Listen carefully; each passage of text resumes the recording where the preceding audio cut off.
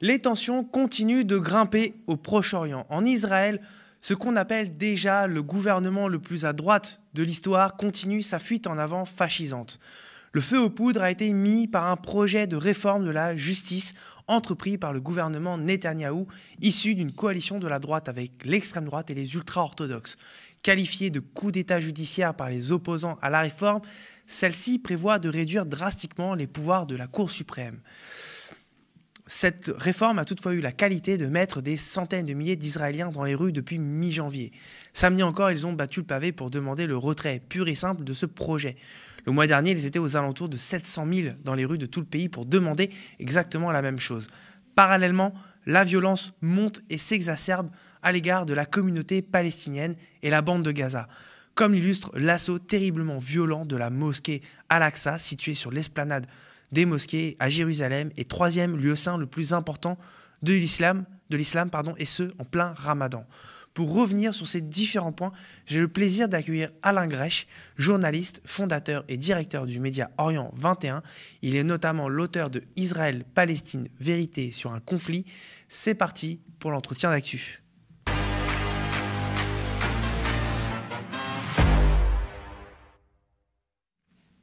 Bonsoir Alain plutôt. Bonsoir. Merci beaucoup d'être venu.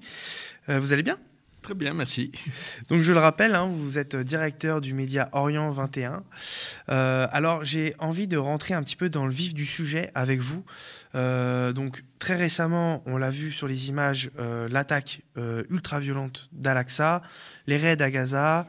En gros, la montée des violences envers les Palestiniens ont-ils un lien de cause à effet avec l'extrême droitisation du gouvernement israélien qui d'ailleurs provoque d'immenses manifestations là-bas? Oui, je dirais la répression contre les Palestiniens dans les territoires occupés, les raids contre Gaza ont commencé depuis longtemps, bien avant l'arrivée de ce gouvernement. L'année dernière, il y a eu plus de Palestiniens tués en Cisjordanie que depuis 20 ans.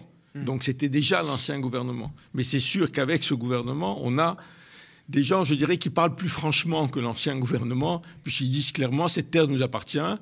Au mieux, on vous accepte comme invité, mais vous n'avez aucun droit. Seuls les Juifs ont des droits sur cette terre.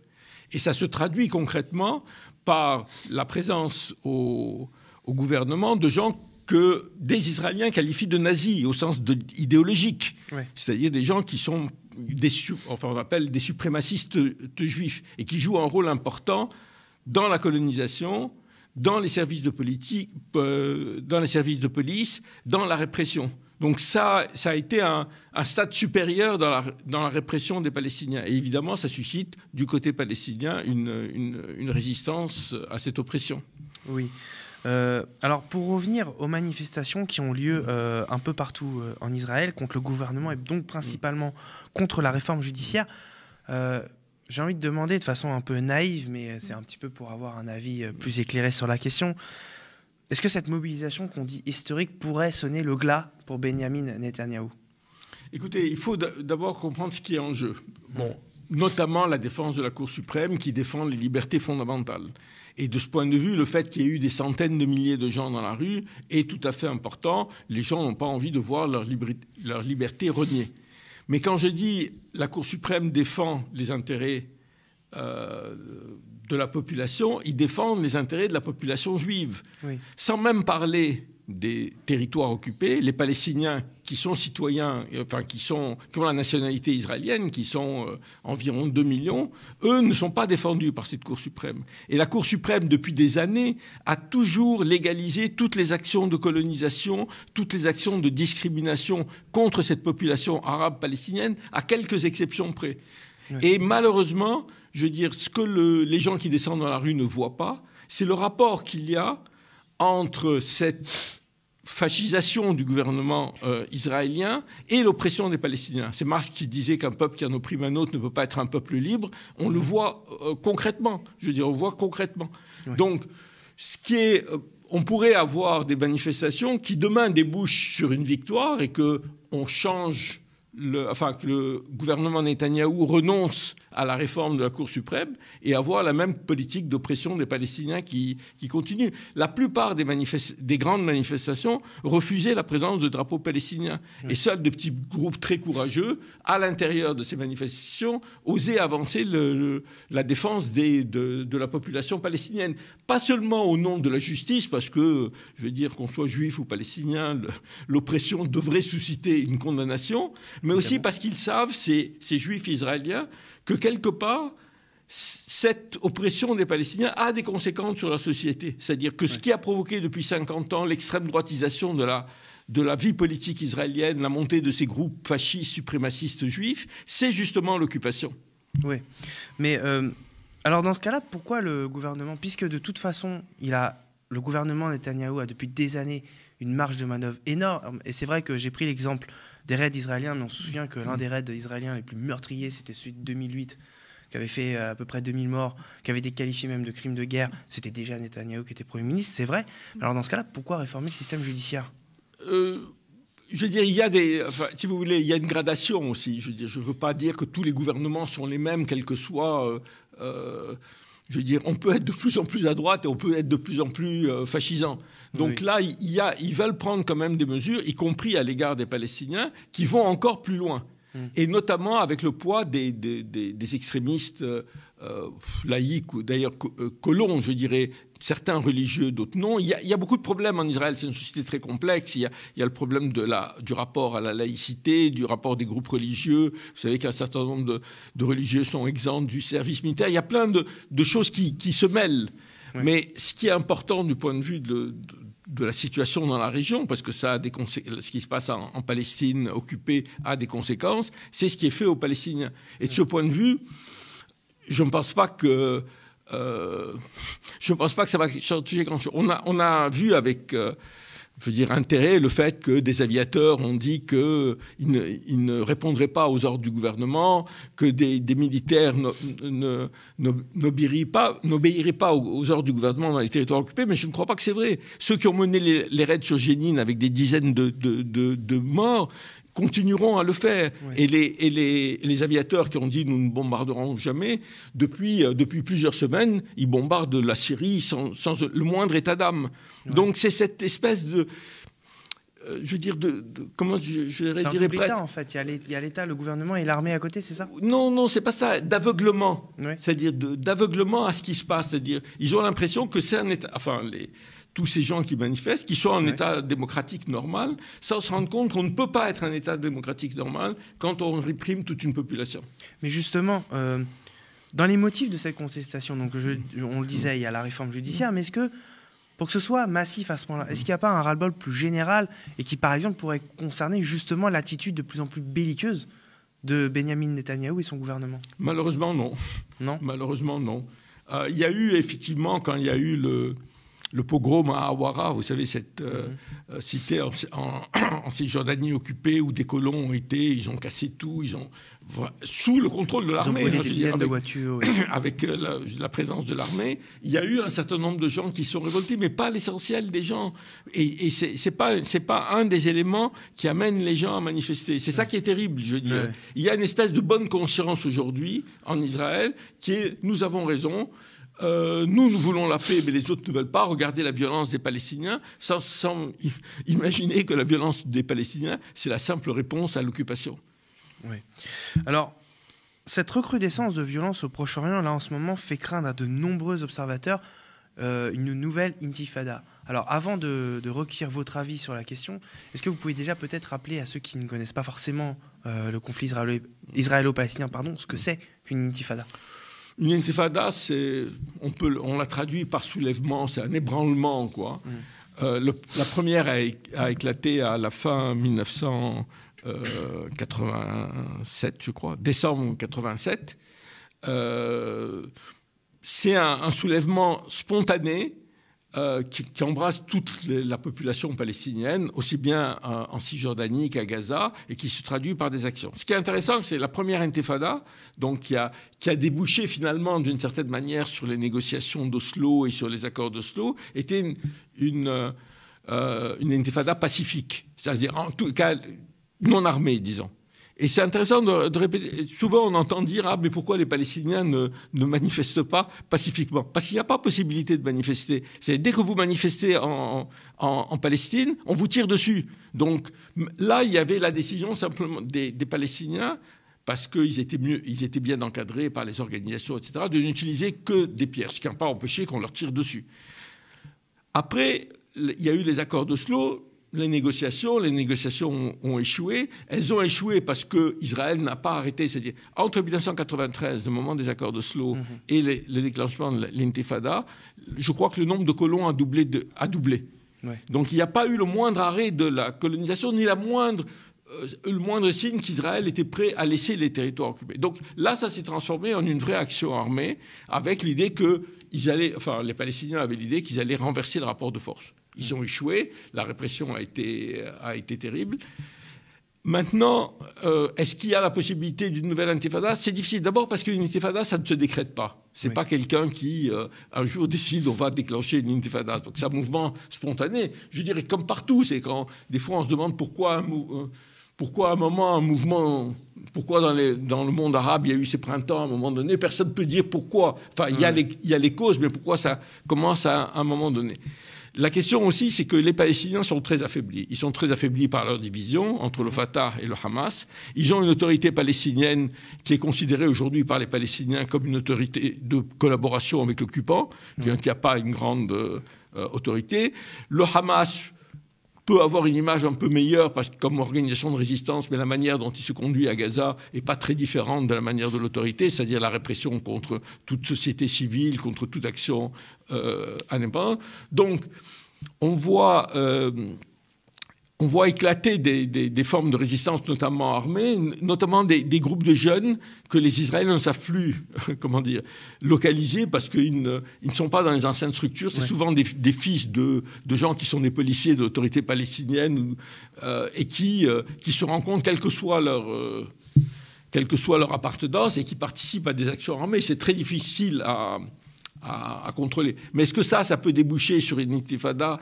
En fait, c'est impossible à prévoir. C'est impossible à prévoir. Et puis, il faut bien se rendre compte que, quand même, le rapport de force, je veux dire, on a une extraordinaire armée de répression face à une population qui est désarmée par sa propre autorité et qui, en même temps, vit avec la volonté de défendre, je veux dire, ses acquis défendre le morceau de terre quand il est confisqué, de se protéger contre les colons, etc. Alors, effectivement, on est dans un contexte, pour revenir un petit peu sur le contexte d'extrême droitisation du gouvernement, on est dans un contexte où, dans un temps quand même extrêmement rapproché, on a eu Itamar Ben-Gvir qui a été nommé ministre de la Sécurité nationale. On se souvient d'ailleurs de sa venue provocatrice au Mont du Temple. Il y a aussi Bezalel Smotrich, le ministre des Finances, qui est venu en visite privée à Paris. Il a déclaré il n'y a pas de Palestiniens car le peuple palestinien n'existe pas. Je vous propose d'ailleurs de regarder un extrait de son discours qui avait été diffusé en direct sur Facebook et qui a été largement relayé sur les réseaux sociaux. Regardez.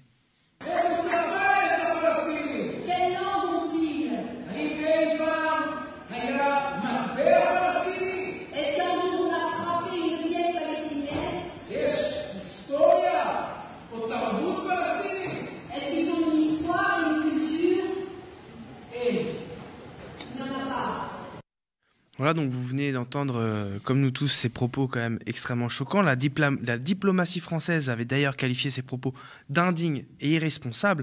Les États-Unis, par la voix de son porte-parole du département d'État, a jugé aussi ces propos inexacts, mais également inquiétants et dangereux. Même Joe Biden, du moins en off, dans ce qu'il dit dans la presse, a tendance de plus en plus à s'éloigner de façon assez significative de Benyamin Netanyahou. Est-ce qu'Israël est en train de s'isoler d'un point de vue diplomatique et en voie de perdre potentiellement ses meilleurs alliés? Je dirais, moi, en regardant les images de Smotrich disant qu'il n'y a pas d'État, il n'y a pas de nationalité palestinienne, je me demande quand même pourquoi le gouvernement français l'a laissé venir, pourquoi il a laissé tenir de tels propos. Jamais le gouvernement français n'aurait laissé un Palestinien à Paris tenir des propos en disant le peuple israélien n'existe pas, ils n'ont qu'à s'en aller, etc., etc.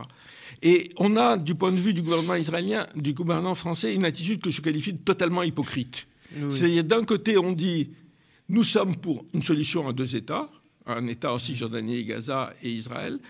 Et en même temps, nous agissons avec Israël comme si Israël n'était pas la force qui empêche la création de ces deux États, notamment par la colonisation. D'ailleurs, Emmanuel Macron, malgré tous les griefs qui sont envoyés à Netanyahou de la part des États-Unis et de la communauté internationale, ça n'a pas empêché notre président de la République, Emmanuel Macron, d'être le seul chef de l'État occidental à avoir reçu Benyamin Netanyahou. Non, pas le seul, le premier. Le premier, oui, pardon, le premier, pardon pour le lapsus. Le premier, c'était en février dernier.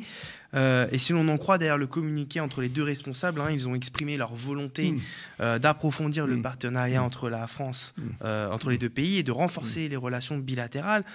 Le chef de l'État a aussi répété l'attachement indéfectible de la France à la sécurité d'Israël. Il y a aussi Aurore Berger qui avait réagi sur Twitter en apportant, vous allez le voir sur le tweet qui apparaît à l'écran, tout son soutien au peuple israélien qui vit une nouvelle fois, selon elle, sous le flot des attaques terroristes. Elle adresse ses condoléances aux victimes, etc. C'est à se demander d'ailleurs si les militants ou les politiques, qui des militants ou des politiciens importent le conflit israélo-palestinien. Donc Alain Grèche, moi j'ai envie de vous demander pourquoi Emmanuel Macron couvre comme ça justement ce gouvernement fascisant. Quel est le but politique et diplomatique de la manœuvre d'Emmanuel Macron? Je crois qu'on a assisté depuis une vingtaine d'années à un tournant, moi j'appelle ça un tournant silencieux de la politique française à l'égard du Proche-Orient. Jusqu'à présent, la politique française, qui avait été inaugurée par le général de Gaulle, était fondée sur l'idée qu'il fallait une solution au conflit israélo-palestinien, avec un État palestinien, qu'il fallait reconnaître l'OLP, des négociations, mais aussi sur une autre chose, c'est qu'on ne pouvait pas avoir des relations normales, entre guillemets, avec Israël, tant que la question palestinienne n'était pas réglée. Aujourd'hui, et ça a changé avec Sarkozy, et ça a été accentué par François Hollande, qui, dans une vidéo célèbre, disait qu'il voulait chanter son amour pour Israël. C'était On se souvient de cette séquence un peu ridicule d'ailleurs. Oui, c'est une séquence totalement ridicule. Ça a changé, mais de manière hypocrite. C'est-à-dire que officiellement, officiellement, il y a eu des choses quand même. Je veux dire, le gouvernement français a ouvertement critiqué le rapport d'Amnesty International sur l'état d'apartheid, etc. Oui, il y a ça, mais par rapport à Israël, régulièrement... Moi, je dis, chaque fois qu'il y a un communiqué, je dis 575e communiqué du Quai d'Orsay dénonçant la colonisation, mais sans jamais prendre la moindre action contre cette colonisation. Ouais. Et puis, alors, l'autre chose très importante, vous avez raison de la souligner, c'est aujourd'hui, il y a une volonté qui est partagée par beaucoup de forces politiques. Et ça aussi, c'est la différence avec il y a 30 ans, quand il y avait des forces politiques gaullistes, quand Giscard d'Estaing appelait à négocier avec l'OLP, il y a la volonté de criminaliser la solidarité avec les Palestiniens. Et ça se voit avec le cas Salah Hamouri, la manière dont il est sans arrêt attaqué. Oui, d'ailleurs, il a été censuré en France, il a même été interdit dans l'Est par un arrêté préfectoral, alors que Smotrich est autorisé à venir en France. Non, et alors maintenant, cette mesure a été condamnée par un tribunal, mais les attaques contre lui continuent comme si de rien... Ce qui est d'ailleurs extraordinaire, c'est que tous les gens qui attaquent et qui veulent empêcher Salah Hamouri de parler sont les mêmes qui se glorifiaient de l'esprit Charlie. Je rappelle d'ailleurs, j'ai vu ça sur Twitter, que Charb, qui était le rédacteur en chef qui a été tué de Charlie Hebdo, à l'époque où Salah Hamouri avait été arrêté, avait pris la défense de Salah Hamouri. Alors qu'aujourd'hui, tous ces gens veulent l'interdire de parler. Alors il faut rappeler aussi que c'est un citoyen français. C'est-à-dire, est-ce que la liberté d'expression, c'est pas le droit de parler? Et on voit sur la question de l'apartheid qu'il y a un mouvement qui est général à l'Europe. Par exemple, en Allemagne, il y a une criminalisation officielle par le Parlement du mouvement BDS, boycott des investissements en sanctions. Et c'est quelque chose qui est en train de s'étendre partout. C'est quelque chose d'extrêmement inquiétant, parce que c'est une attaque contre la liberté d'expression. Et c'est quand même extraordinaire qu'un mouvement qui est un mouvement pacifique, qui veut prendre position, vous pouvez être d'accord ou pas d'accord, on veuille aujourd'hui l'interdire. On parlait de la censure de Salah Hamouri, mais on peut aussi parler des tentatives de dissolution des collectifs pro-palestiniens en France. Ça se passe en France. Bien sûr. La liberté d'expression en France est réduite. Il n'y a pas que les soulèvements de la terre qui sont menacés. Je rappelle d'ailleurs que... je ne rappelle pas, j'annonce, vous le savez sans doute, le 4 mai, Ouais. il va y avoir à l'Assemblée nationale, à l'initiative, je crois, du groupe communiste et de la NUPES, en tous les cas d'une partie de la NUPES, parce que je ne crois pas que les socialistes en soient partis, à une discussion autour d'une résolution concernant l'apartheid en Israël. Et là aussi, c'est quand même intéressant. Je veux dire, on peut être contre, dire non, ça ne correspond pas à la situation. Mais on ne peut pas dire qu'on a Amnesty International, Human Rights Watch, B'Tselem, qui est la plus grande organisation de défense des droits humains, qui toutes disent la même chose à propos de l'apartheid. Toutes ces organisations que nous portons en nu chaque fois qu'elles parlent de l'Ukraine, de la Russie, du Congo, etc., et brusquement découvrir que ce sont des organisations quasiment antisémites et qu'il faudrait empêcher de parler. Ça aussi, c'est inquiétant. Oui. Justement, pour en venir justement à Israël en tant que pays d'apartheid, on veut dire, factuellement, si on regarde ce qui se passe sur le territoire israélien, non seulement les Palestiniens, mais il y a aussi les Juifs qui viennent de la Corne de l'Afrique. Il y a les chrétiens, d'ailleurs, vous allez le voir aussi sur ces images, hein, des Palestiniens chrétiens et des chrétiens en général se sont fait molester par l'armée israélienne. À l'occasion de Pâques. À l'occasion de Pâques, c'était, oui, effectivement, pendant le carême. Donc il n'y a pas que le ramadan qui est empêché en Israël, il y a aussi le carême. On peut quand même se mettre d'accord sur l'idée, même si, admettons qu'on veuille la jouer un peu consensuelle et mettre de côté le mot apartheid, on peut quand même se mettre d'accord sur qu'il y a une logique raciste et ségrégationniste dans la façon de gouverner de Benjamin Netanyahu, non ? Orient 21 a publié un article hier sur la nationalité et la citoyenneté en Israël. Ouais. Vous savez qu'il n'existe pas de nationalité israélienne. Ça, les gens ne le savent pas. Il y a des nationalités juives, etc., mais il n'y a pas de citoyenneté. Les seuls vrais citoyens qui ont les droits totaux, entiers, si on peut dire, ce sont les juifs. Et ça, c'est une logique de ségrégation qui existe depuis le début de l'État d'Israël, mais qui a été même des juifs, consolidée. Parce que ceux qui viennent de la Corne de l'Afrique, justement, sont aussi très fortement discriminés. Cette logique qui a été consolidée avec la loi sur l'État-nation qui a été adoptée par le Parlement. Et ça aussi, c'est intéressant. Elle a été adoptée par le Parlement par les gens qui sont actuellement avec Netanyahou au pouvoir, mais aussi par les gens qui étaient dans le gouvernement précédent. Donc c'est vraiment la même logique qui prévaut en Israël. Dans la grande majorité, malheureusement, des forces politiques, c'est une logique de suprémacisme juif, c'est-à-dire nous avons plus de droits que n'en ont les Palestiniens ou les autres habitants de ce pays. Donc on peut logiquement parler d'apartheid. C'est la définition d'un apartheid, exactement comme celui qu'il y a eu aux États-Unis ou en Afrique du Sud. Alors après, si vous voulez, il y a des définitions très complexes de l'apartheid, mais c'est très facile à... Moi, pour schématiser. Voilà, vous avez deux personnes qui vivent sur le même territoire, à 50 mètres l'une de l'autre, et qui ne sont pas soumis aux mêmes lois, qui ne sont pas soumis aux mêmes tribunaux, qui ne sont pas soumis aux mêmes contrôles policiers. Et voilà, c'est simple, c'est en sens que c'est un apartheid. Après, il est différent, il faut le dire, il est différent par certains aspects, on pourrait en discuter de l'apartheid sud-africain, mais la définition de l'apartheid donnée par les Nations Unies est une définition qui dépasse très largement le cas sud-africain. Oui. Je voulais quand même revenir à cette question-là sur la position diplomatique d'Israël, parce qu'on a vite parlé de la France, mais pour en revenir à la position diplomatique au sens large, c'est-à-dire vis-à-vis des États-Unis, de ses alliés en général, est-ce que Israël n'est pas en train finalement, même si certains refusent les termes apartheid, etc., de s'isoler sur la scène internationale? Je n'en suis pas convaincu. Enfin, ça dépend à quel niveau on parle. Je pense que le gouvernement américain, malgré les réserves qu'il a à l'égard du gouvernement Netanyahou, continuera à le soutenir quoi qu'il en soit. Je veux dire. Et je pense que aujourd'hui, c'est pareil pour les gouvernements européens. Simplement, ils auront, vis-à-vis de leur propre opinion, plus de difficultés à le faire. Je crois d'ailleurs déjà que l'opinion des gouvernements européens ne reflète pas ce que pensent les opinions publiques quand on voit les sondages sur qui est responsable de l'impasse en Israël-Palestine. La majorité en France pense que c'est les Israéliens. Mais, je veux dire, ça, c'est... il y a un changement dans l'opinion publique et plus le gouvernement se durcit, plus on voit des gens qui, il y a 2 ans, nous disaient « mais non, apartheid, ça n'existe pas », etc. Maintenant, commencer à venir là. Est-ce que ça va avoir une conséquence sur la position des gouvernements européens et américains? Ça va prendre du temps, en tous les cas, je veux dire. Aux États-Unis, ce qui est le plus intéressant, c'est l'évolution de la communauté juive américaine, qui, contrairement à la communauté juive organisée française, qui est derrière Netanyahou sans aucun état d'âme, et quel que soit le gouvernement, c'est-à-dire ils seront derrière n'importe quel gouvernement, y compris quand il y a un gouvernement qui comporte des gens qui sont vraiment des fascistes ou des nazis. Donc, aux États-Unis, il y a un vrai débat et il y a une vraie... et je dirais l'inquiétude israélienne, d'ailleurs, du gouvernement israélien, elle tient beaucoup à l'évolution de cette communauté juive américaine. Oui. Alors, pour finir sur Israël, j'ai envie de poser la question. Alors, on parlait tout à l'heure, vous étiez revenu tout à l'heure sur les accords d'Oslo. On se doute que de toute façon, du côté de la gauche traditionnelle, on a l'impression de toute façon qu'elle est un petit peu morte depuis l'assassinat d'Yitzhak Rabin, mais je suppose qu'on ne pourra jamais compter sur elle pour retrouver un certain espoir dans la paix et dans une solution à deux États.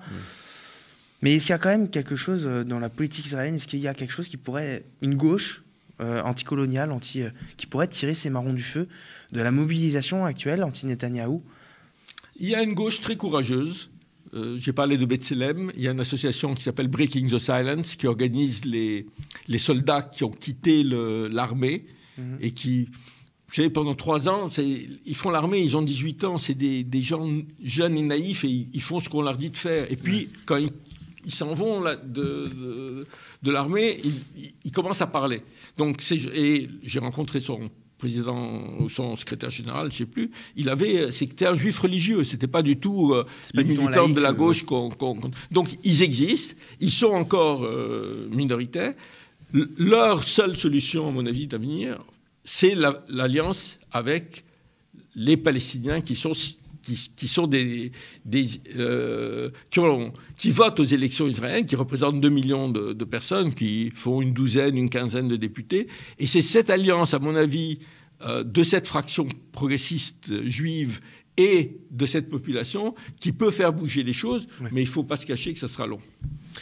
Alors bon, dans ma question précédente, je parlais de solutions à deux États du côté des espoirs qui pourraient surgir de la politique israélienne. Mais bon, dans l'absolu, ces espoirs de solution des États nous semblent quand même largement compromis, voire même carrément réduits à néant quand on voit le contexte actuel. En Palestine, la résistance est quand même régulièrement assimilée à du terrorisme, comme si c'était un groupe social en plus, alors que c'est un mode d'action. En France, alors qu'on ramène toujours aussi la lutte antisioniste à de l'antisémitisme, donc c'est quand même très difficile dans ces conditions de porter une voix qui pourrait venir en soutien de la cause palestinienne. À un moment donné, on s'était posé la question de la compréhension en fait, du conflit. Est-ce qu'aujourd'hui, on n'a pas perdu justement cette compréhension de ce qui se passe là-bas par rapport à une autre époque? On posait la question d'ailleurs sur un autre plateau de Toujours Debout. Elle était venue ici, à Rima Hassan, fondatrice de l'Observatoire des camps de réfugiés. Et donc, je vous pose la question à vous, Alain. Comment se ressaisir du conflit pour le comprendre et comprendre ce qui se passe là-bas? Vous avez raison, il y a eu une évolution importante qui date de l'échec des accords d'Oslo, mais aussi la question du terrorisme et du terrorisme islamique qui a fait croire à beaucoup de gens qu'on était dans une guerre mondiale contre le terrorisme, que Al-Qaïda, le Hamas, le Hezbollah, tout ça c'était la même chose, et que si on a ça comme grille d'analyse, Israël est notre allié. Donc c'est une grille d'analyse fausse. Et je crois qu'il faut revenir effectivement aujourd'hui au fondement de ce conflit, c'est-à-dire Israël a refusé la solution à deux États, en fait. Aujourd'hui, il n'y a plus, à mon avis, possibilité sur le terrain de créer deux États. Mais ce qui ressort, c'est que ça ramène à l'origine du conflit, qui est qui est le fait que le mouvement sioniste qui s'est installé en Palestine à partir du début du XXe siècle était un mouvement colonial. Et pas très différent des autres mouvements coloniaux qu'il y a eu à travers le monde. Et qu'aujourd'hui, ce que Israël paye, c'est ce caractère colonial dont il n'a pas réussi à se dégager. Donc il y a effectivement toute une réexplication du conflit à voir qui est pas très facile, parce que, vous savez, la gauche française a été très... en 1947, toute la gauche, y compris le Parti communiste, a été pour la création de deux États. Il y a eu le traumatisme de la découverte de l'Holocauste. Il y a eu une sympathie de toutes les forces politiques, à quelques petites exceptions près. Qui se légitimait à l'époque aussi, peut-être, parce que le climat antisémite en Europe pouvait légitimer, en tout cas... On peut le comprendre, tout à fait. Donc, c'est très difficile de revenir là-dessus. C'est-à-dire c'est très difficile d'avoir un vrai débat. je veux dire, bon, sur la question des deux États, un État, etc., etc. De toute façon, moi, ce que je dis toujours, c'est pas nous qui allons le trancher, c'est les gens sur place, y compris les Israéliens. Mais c'est très difficile. Moi, je le vois sur le débat sur l'apartheid. Et bon, j'ai préparé un article que je vais sortir pour le 4 mai, justement, pour ce débat à l'Assemblée nationale, qui est de dire l'apartheid est le résultat du caractère colonial du mouvement sioniste. Et donc là, il y a toute une réexplication à avoir. Ça nous est facilité, il faut le dire, par le gouvernement israélien actuel. C'est-à-dire, quand on voit ces gens, ce qu'ils disent et ce qu'ils font, je pense qu'il y a beaucoup de Français qui se rendent compte qu'effectivement, il y a un problème de fond avec Israël. Est-ce que finalement, le caractère colonial, parce on a plusieurs fois évoqué les accords d'Oslo, donc ils ont été votés, ils ont été signés, ratifiés en 93, à l'époque c'était Yitzhak Rabin et Yasser Arafat, qui étaient respectivement aux ordres des deux entités, palestiniens et israéliens.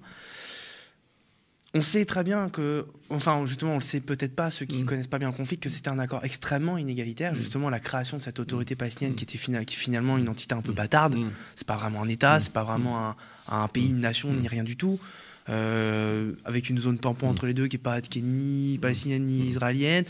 Est-ce que finalement il n'y a pas eu, ces accords de Oslo n'ont pas finalement eu comme effet pervers justement d'ouvrir l'appétit du sionisme expansionniste? Il y a des gens qui le disent. Est-ce que ça aurait pu être autrement? Vous savez, c'est très difficile de refaire de l'histoire avec des si. Moi, mon analyse, c'est que si les accords ont échoué fondamentalement, c'est parce que jamais le gouvernement israélien n'a reconnu les Palestiniens comme des gens égaux.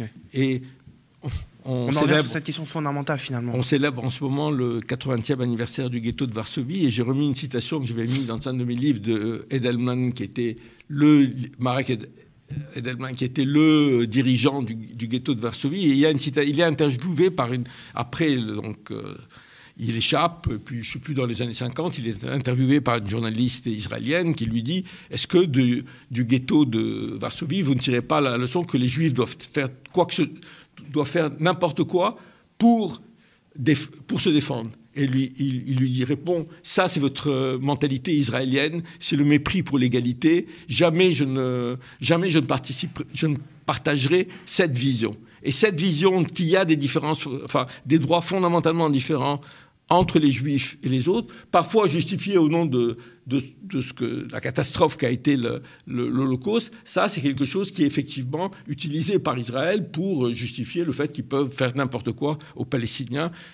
avec le prétexte, je dirais, que de toute façon, quoi qu'on fasse aux Palestiniens, ça ne sera jamais aussi mauvais que ce que nous avons subi sous le nazisme. Ouais, mais alors du coup, pour conclure cet entretien, quelle solution il pourrait nous rester pour retrouver au moins un espoir de paix?